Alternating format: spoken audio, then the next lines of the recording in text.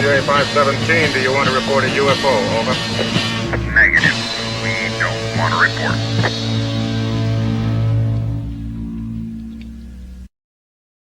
Look, it wasn't my worst Wednesday night.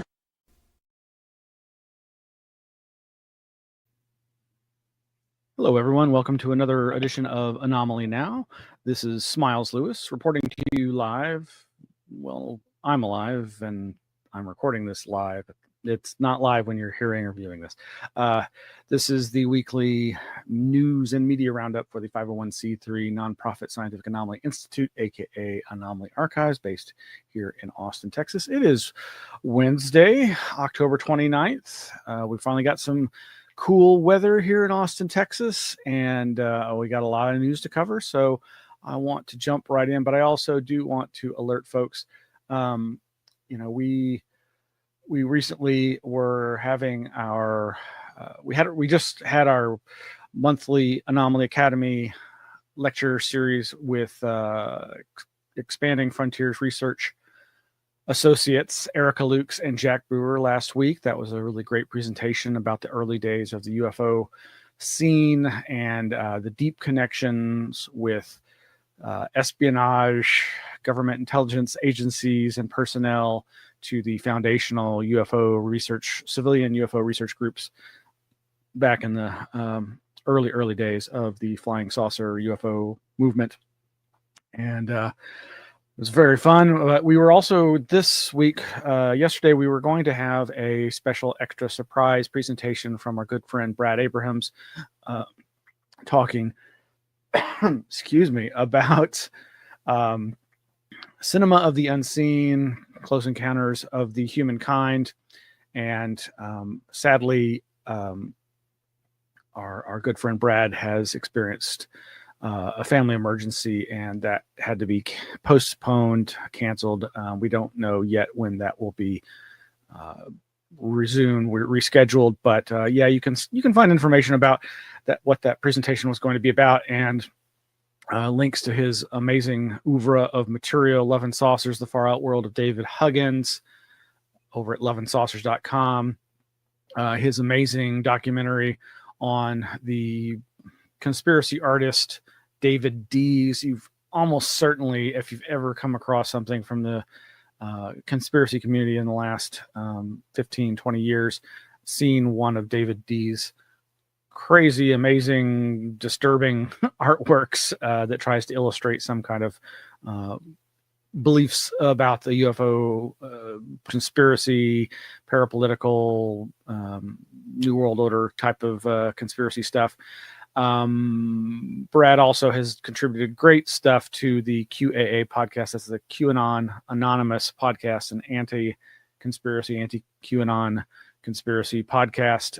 He did a series called The Spectral Voyager that's excellent, as well as a series called The Outer Dimensional Forces UFO Cult, and just a number of other great stuff dealing with the mystical, the esoteric, as well as the cryptozoological, Bigfoot, skunk apes, all that stuff. And you can find out more about that over at our website. And of course, you can go to our Flipboard. That's flipboard.com/anomalyarchives /@anomalyarchives, and you'll click through and get the links there. Thousands of articles, great stuff. We're going to cover a lot of those articles today, hopefully. And of course, we do encourage you to please check out our Patreon. That's patreon.com/anomalyarchives. You can join for free, but anything you can contribute on a monthly basis would be greatly helpful in our goal and mission to get a physical location again.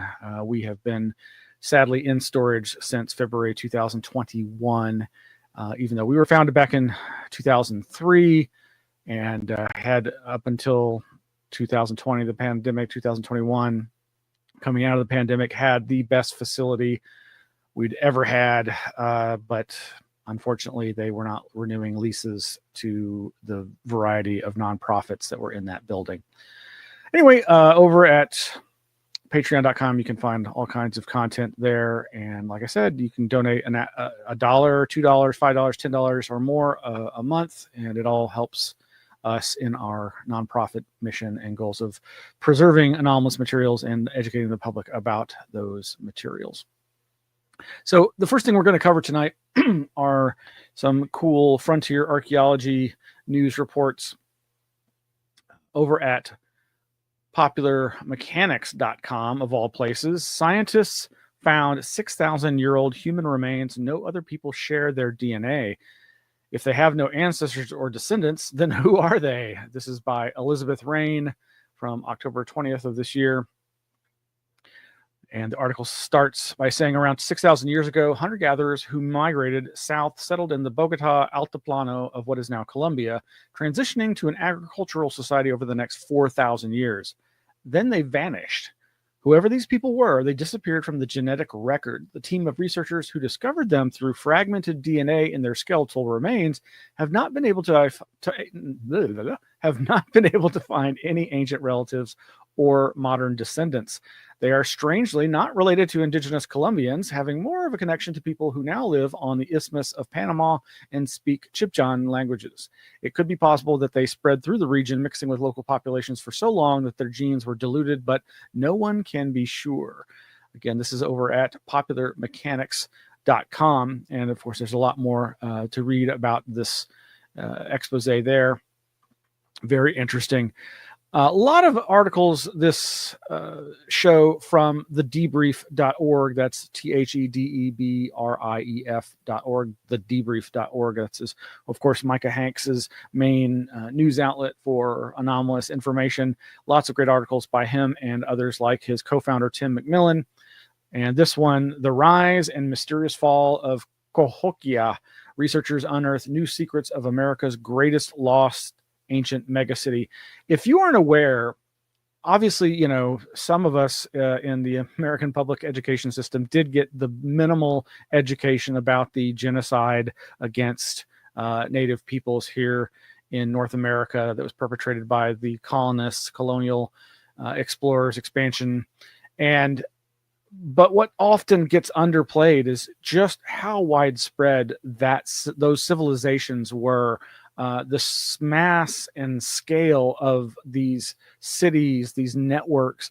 One of the other amazing things is the massive amount of earth mounds that played a very significant part in the cultures of these native peoples. And one of our favorite researchers into that, Dr. Greg Little, is about to republish his compendium, his reference work on Native American mounds in North America. Fantastic resource for all those types of information. And the maps that show just the huge number of these mounds across North America is fascinating and worth your attention. Yeah, but meanwhile, Tim McMillan over at The Debrief has this article which starts, for centuries, the sprawling earth mounds of Cahokia have stood as silent remnants of a massive lost American city. Once the largest and most influential urban settlement north of Mexico, this pre-Columbian metropolis near modern-day St. Louis mysteriously flourished and then vanished hundreds of years before European colonists arrived. So in this case, something else was at play. Now, a team of researchers has uncovered new clues about Cahokia's rise and decline, thanks to a single massive wooden monument that once towered over the landscape. In a study published in PLOS ONE, scientists from the University of Arizona and the University of Illinois used advanced tree ring data and isotope analysis to determine that a monumental wooden post known as the Mitchell log was cut around 1124 CE at the height of Cahokia's power. The analysis also revealed something unexpected and fascinating. The enormous bald cypress tree was not local. It had been transported at least 110 miles to the site, likely from southern Illinois or even farther south along the Mississippi River. Wow. This finding reshapes our understanding of Cahokia's reach and organization. The massive log, originally part of a towering 60-foot ceremonial post, offers a rare and significant timestamp for when the city's influence stretched across the Midwest and South. Quote, the date, provenance, and context of the Mitchell log established a historical datum for the peak influence of the Cahokia polity. The researchers write, it also prompts new questions about the long-distance transport of thousands of other such marker posts. Again, there's much more to read over there at thedebrief.org with this article, The Rise and Mysterious Fall of Cahokia. by Tim McMillan. Hope you'll check that out. And then this one by Christopher Plain, also at the debrief. This marks a paradigm shift. Study finds technological fingerprint proving first Americans arrived over 20,000 years ago. Christopher Plain writes, scientists conducting a new analysis of ancient Stone Age artifacts in the Americas and Asia believe they have found evidence that the first Americans traveled from East Asia along the coast over 20,000 years ago, and not via a defrosted quote-unquote land bridge connecting the two continents several millennia later. The research team behind the potentially historic discovery believes their comparison of Paleolithic stone tools in America and Asia reveals a quote-unquote technological fingerprint that points to a common ancestry between ancient Asian populations and the first Americans. Although some previous studies have argued for an earlier Upper Paleolithic American settlement, the University of Oregon team said their effort is the first to connect multiple global research sites to present a, quote, coherent model for the initial human occupants of the Americas, unquote. This marks a paradigm shift, said Lauren Davis, professor of anthropology at Oregon State University and one of the lead authors of the study, detailing the team's findings. Quote, for the first time, we can say the first Americans belong to a broader Paleolithic world, one that connects North America to Northeast Asia. Yeah. Again, more over at thedebrief.org. This next one is actually from nature.com and under their scientific reports section. Transients in the Palomar Observatory Sky Survey, POSSI or 1, may be associated with nuclear testing and reports of unidentified anomalous phenomena. This is one of multiple articles. We're migrating away from archaeology here. Sorry for the lack of a transition there. But this paper is by Stephen Bruhl, Bruehl, and Beatriz Villarroel, who you've probably heard a lot about, and her papers and open source research, where it's crowdsourced research, where they have combed through all these old astronomical photographic plates looking for sky transients as part of their UFO UAP research.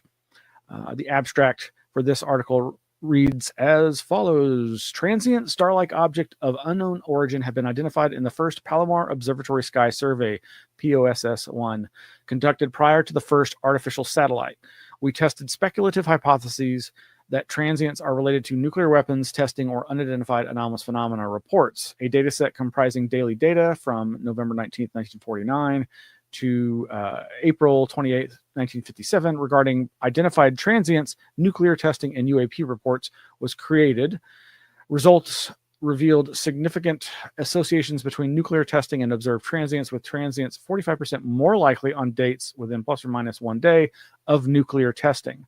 For days on which at least one transient was identified, significant associations were noted between total number of transient and total number of independent UAP reports per date.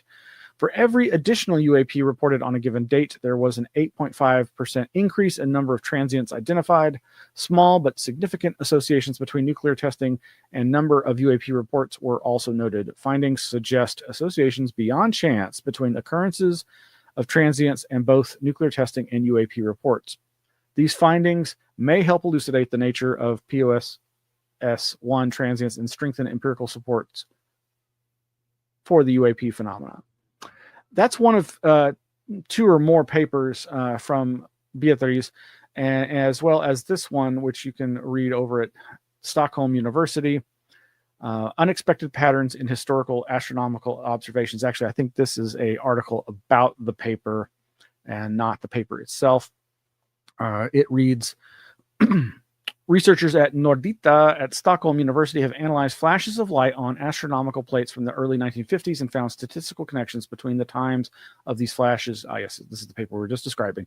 Nuclear weapons tests and reports of unidentified anomalous phenomena. The results are presented in two studies published in scientific reports and publications of the Astronomical Society of the Pacific.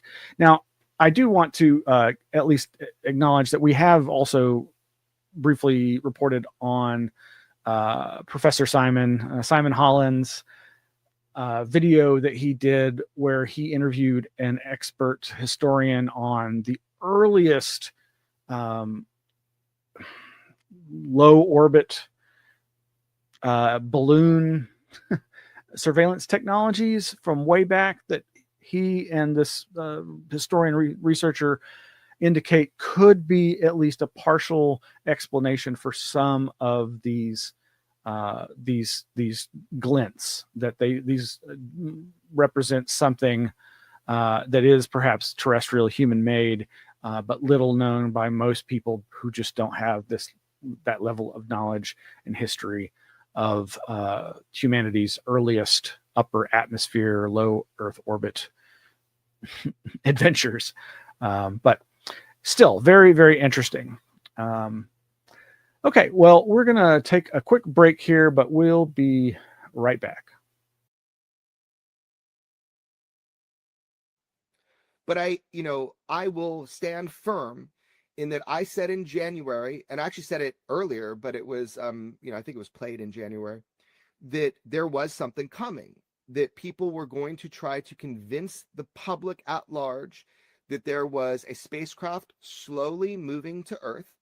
And that didn't come out of thin air. That wasn't just something I made up before I sat down. That came from years of people trying to impose upon me something to use my mouth, that there was this threat coming, that there's a 1970s document that I believe to be classified for sure. And, I don't have the ability to get that out to people, but it postulated this.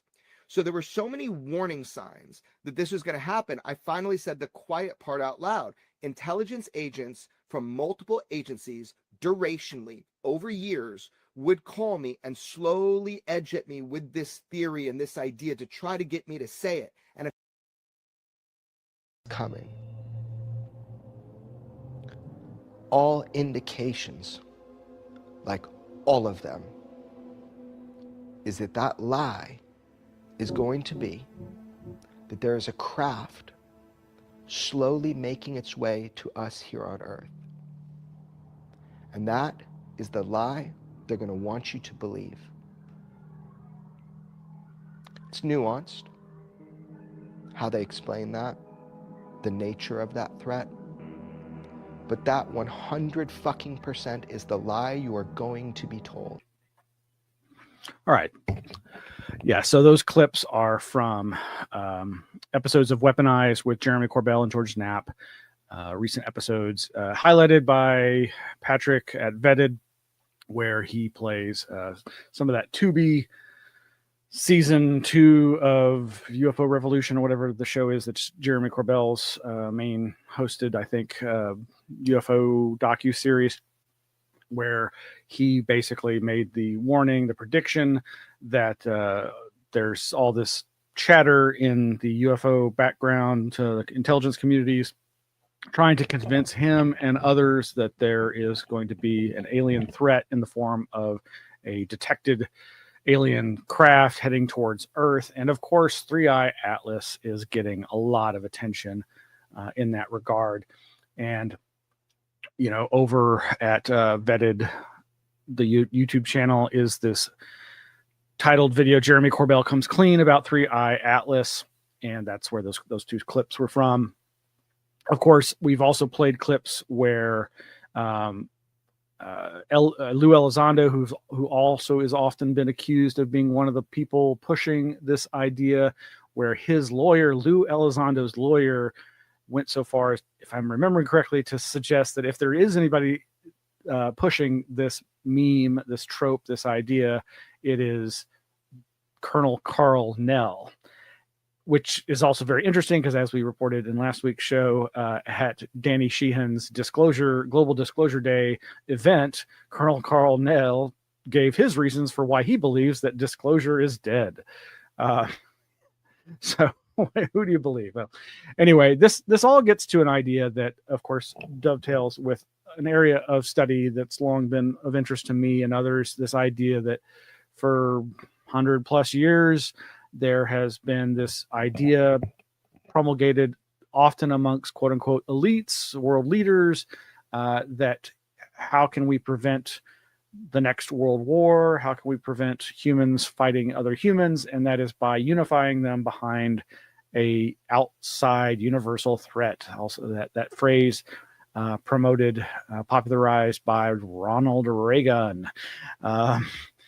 But anyway, we'll provide the links to those video clips. But part of the other news articles that we wanted to say, that there is so much junk out there right now regarding 3i Atlas. There's just so much AI slop and trash being generated. Thankfully, there are some more level-headed news outlets like, again, I'm going to cite lots of articles from the Debrief. The debrief.org's headline, Warning Network's Campaign to Target 3i Atlas Sparks Theories About Secret Planetary Defense Effort. And this is by Micah Hanks from October 23rd. Down in the article, it's actually their newsletter, their weekly newsletter, but in it he says, a new campaign to monitor 3i Atlas. This week, the International Asteroid Warning Network, IAWN, announced a new campaign that will target 3i Atlas, the unusual interstellar comet that was first detected in our solar system back in July. The campaign, which will begin in late November and run through January 27th, 2026, is focused on improving the collection of accurate astrometry of comets, according to an editorial notice issued in an electronic circular issued by the Minor Planet Center on October 21st, 2025. Using 3i Atlas as a target for a campaign to improve our data gathering about objects moving through our solar system makes a lot of sense, since the rare interstellar comet has dominated the attention of many astronomers in recent months.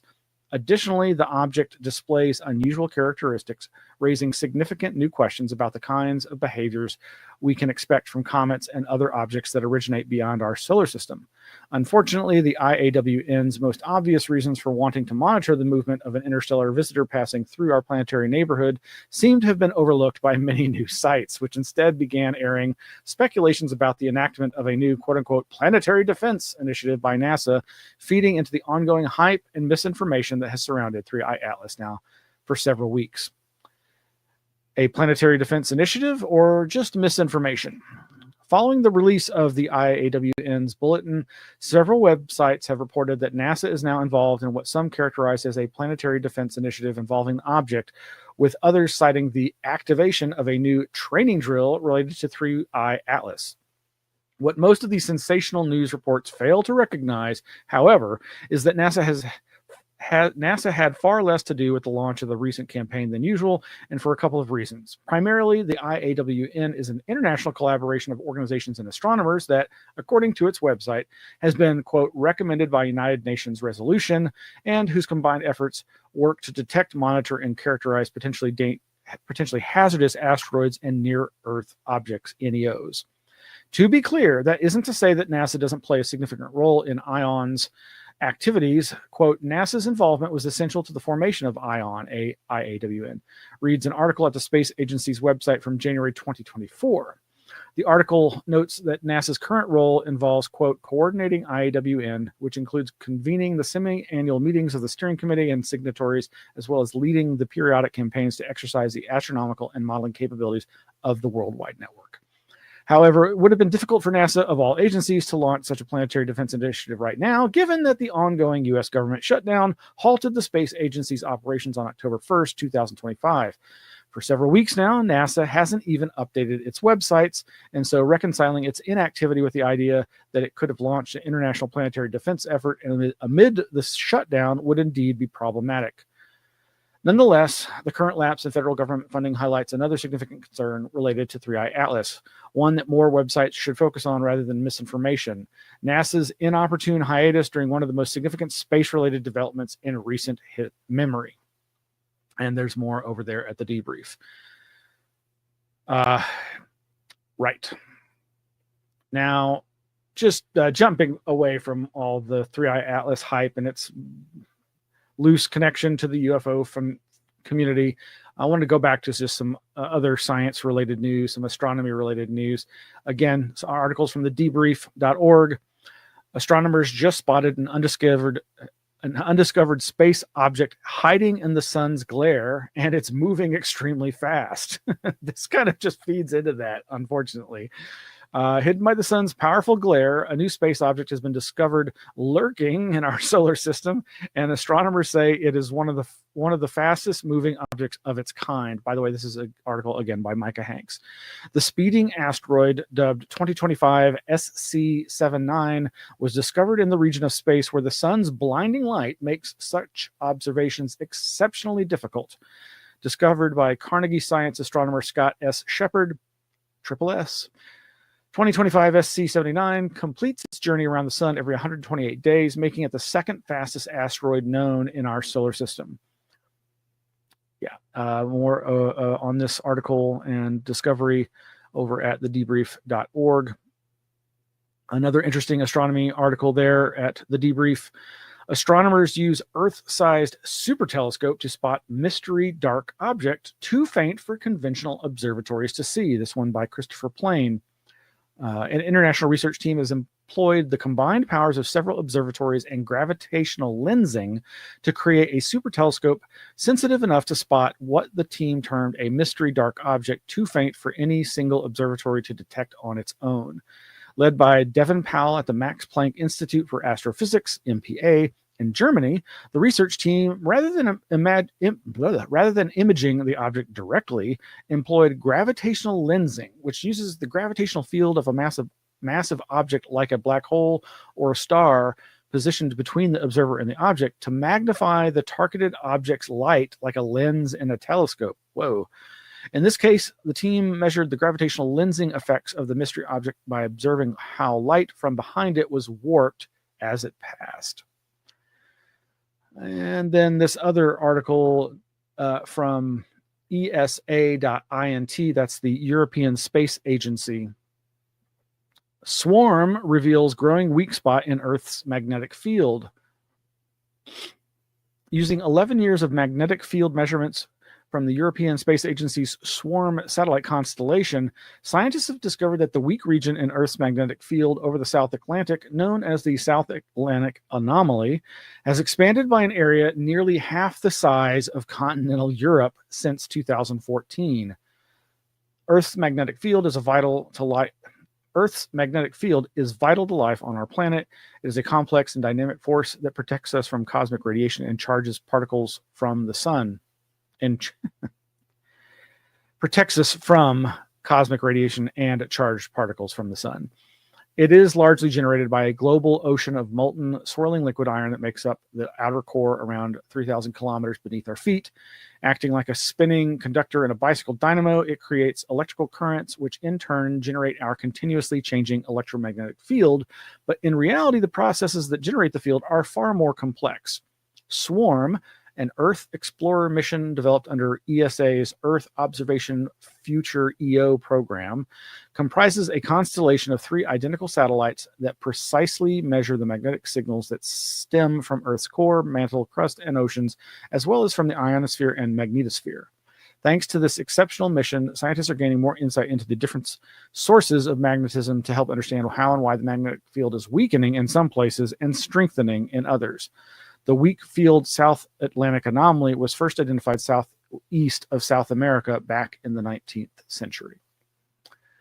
And there's more, again, on this subject over at ESA.int. Lastly, from this batch is another one from the debrief. New study warns planet cooling stratospheric aerosol injections are unpredictable, risky, could end in disaster. You know, this is an issue we have covered multiple times. It is, of course, the source of many understandably paranoid and concerned conspiracy theories that there are efforts to seed the atmosphere through what are often referred to as chemtrails, or in the more scientific literature, some kind of aerosol dispersed material in jet fuel or various other theories. We've talked about this, and there's so much controversy about this, and it is the subject is so polluted by the conspiracy theories, which, in my estimation, have not been proven to have much basis in reality. But given the vast number of cases of governments, particularly the United States government, and performing experiments on its own people with various aerosol dispersal experiments, programs, it's understandable why people might be a little concerned. This article is by Tim McMillan, again, over the debrief. As the planet warms and political will to cut emissions lags, some scientists have shifted their attention toward the stratosphere as a last-ditch effort to cool planet Earth. A controversial proposal known as stratospheric aerosol injection, SAI, involves dispersing reflective particles into the stratosphere to bounce sunlight back into space. In theory, it could mimic the cooling effect of major volcanic eruptions and rapidly offset global temperature rises. However, according to a new study published in Scientific Reports, the real-world challenges of making such a scheme work safely and effectively may be far greater than most previous models have assumed. Geoengineering proposals to mitigate the symptoms of climate change have received severe criticism from scientists in the past who argue that such ideas serve only to distract from addressing the root causes of climate change. However, the Columbia researchers' new paper suggests that the difficulties of such approaches are woefully underestimated. The study by researchers from Columbia University finds that the technical, logistical, and economic constraints of stratospheric aerosol injection could dramatically narrow the window for what might be considered a low-risk or even feasible deployment strategy. Quote, "We find that the risk and design space for SAI may be considerably constrained by factors like supply chains and governance," researchers write. Logistical and technical considerations, most significantly difficulties in dispersing solid aerosols at scale in the desired size range, and the radiative properties of potentially formed aggregates introduce uncertainties in the outcomes of solid-based SAI strategies more so than sulfate. Yeah. Again, you can read more about this at thedebrief.org, but yeah, this is, I think, very concerning. I think there needs to be a lot more public debate about this. And it doesn't help that movies like The Matrix and other AI apocalypse films have included this idea that humanity thought that, well, in the Matrix movies, we used it to fight back against the AI uprising by blocking out the sun, which was how they were getting their solar recharge ability, if I remember correctly. And that backfired on us terribly. It's just a movie. Don't worry. Skynet's not real. Oh, wait. There are several terrible programs called Skynet. All right. Well, that's going to be it for a moment here. Let me regroup and we'll be right back.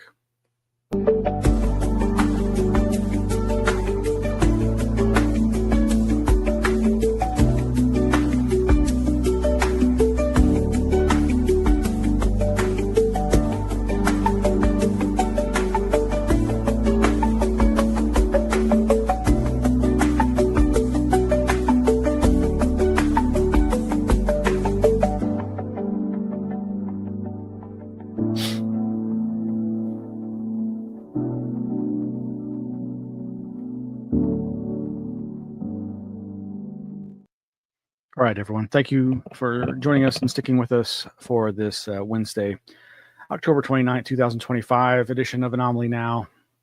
I'm still your host, Miles Lewis.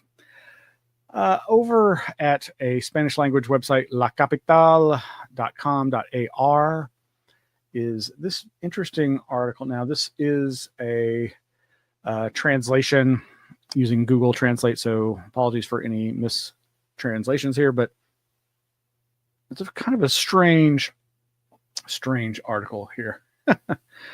Mystery in a Santa Fe town. A floating light disturbed the cattle, and the case was declared a matter of national security. It's got this obviously AI-generated image, and thankfully it does say image created with AI, of a purple-white orb with Tesla-like lightning emanating from it above a circle of cows, with a cop nearby on his walkie-talkie and horses running around. A white light with violet flashes appeared over a field and disturbed the cattle. 2 months later, authorities classified the case as classified. This is from, again, October 16th, 2025, over at lacapital.com.ar. The translated article reads as follows: the night of August 14th in Candioti, a small farming town in the La Capital department of the province of Santa Fe, was tinged with mystery. What began as a neighborhood alert about strange lights ended with an official complaint, a police report, and now, 2 months later, a case file sealed for national security reasons. It all started just after 10 p.m. when the mayor, Sergio Orgioni, called this 22nd police station. Neighbors had seen something strange over a field north of the town, a white light with violet flashes that seemed to float a few meters above the ground. A deputy inspector went out to explore the area. Along the way, a livestock farm caretaker signaled to him in despair. He told him the animals were out of their minds. Upon arriving, the officer found himself in a scene difficult to explain. The cows were circling the light, as if hypnotized, while the horses ran wild, whinnying and crashing into the fences. The light, according to the official report, remained motionless for only a few minutes. Then it went out without a trace. The animals immediately calmed down and returned to the stable. There was no damage, there was no fire, nor any noise, just the confusion and silence of a night that, in Candioti, no one forgets. From the field to the classified file.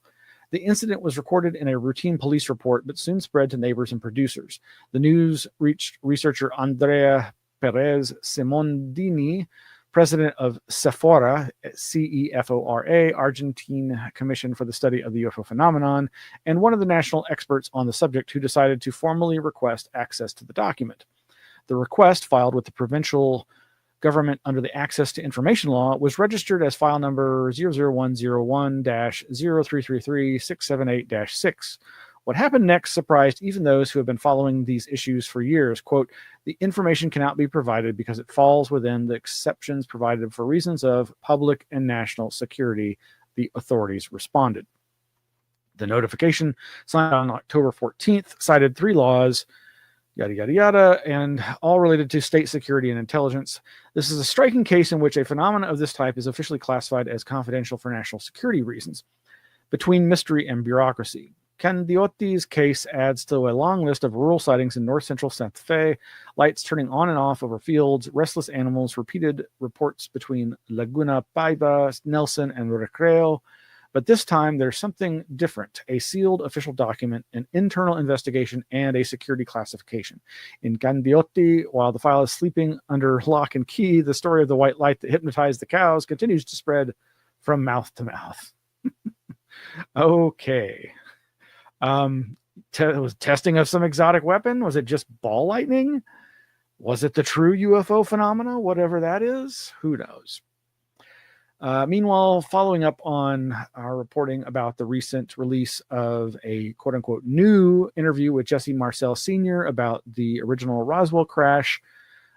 We say new because it's only been released recently by the National UFO Historical Records Center in Rio Rancho, New Mexico, by David Marler's nonprofit there, via Ryan Sprague's Somewhere in the Skies podcast. Thank you all involved in getting that awesome new material out there. But over at A Different Perspective, that's the blog of Kevin Randall, which is at kevinrandall.blogspot.com. He's addressing this recent interview release. And it's a very lengthy article. There's even more photos of the debris field from his and others' investigation.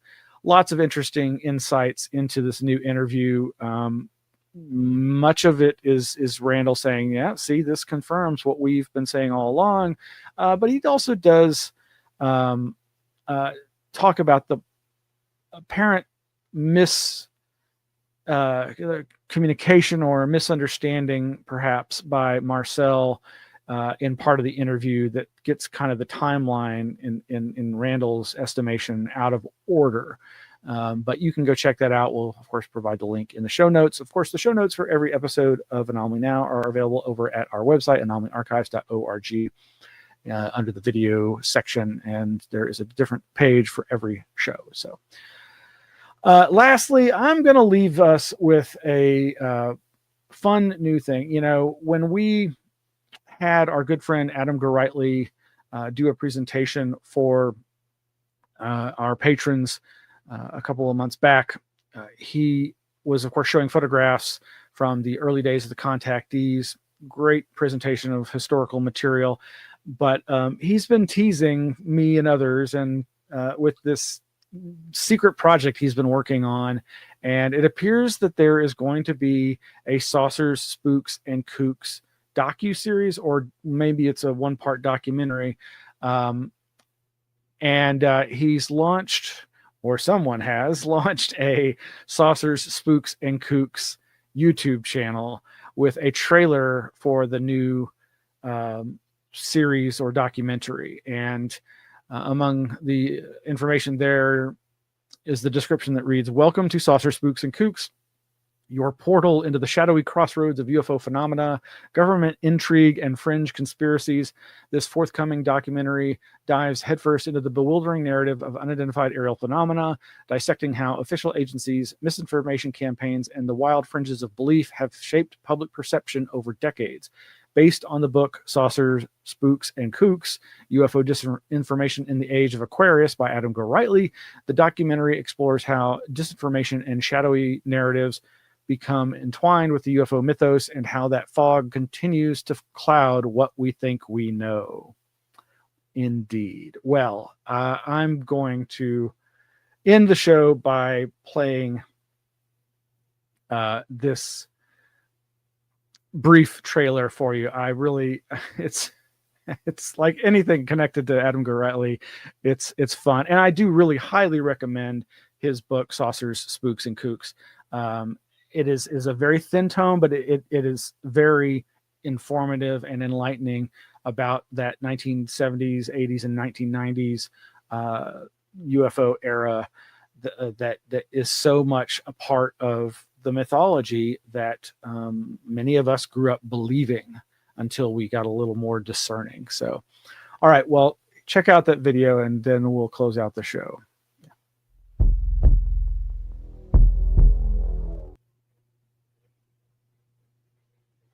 Why is this not playing? Let's see here. Sorry, folks. Let's see if we can.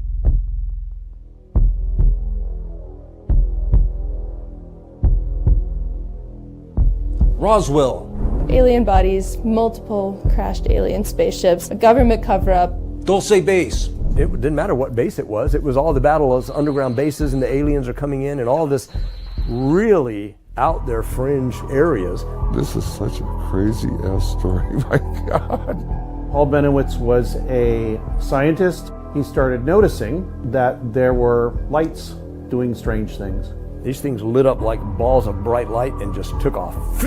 Came up, went south around the end of the mountains, gone. Who are they? Yep, it's got to be aliens. We don't know what else it could be. We're going like, wow. They decided to just encourage him with the outlandish ideas. One, because the only people that would listen would be crazy UFO people, and foreign agents. Spooks or Kooks? We got Richard Doty apparently purposely misleading Benowitz and for whatever purposes, which could be counterintelligence to confuse Russians. More, to me, he was completely sold on Benowitz. And Benowitz, at that point, had become the paranoid. Man, it's like, what a gut punch. Everybody in that room, including Stan Friedman, had basically been played by Bill. I guess these days it would be more like that New York Times article. It just comes out of nowhere and just bang. Somebody's making an effort to push it through in the way that people accept information. And how they're using UFOs to potentially cover for an intelligence kind of gathering, psychological warfare. And it's such a great freaking cover story. If someone like Paul Benowitz is already there, you just let them do the work.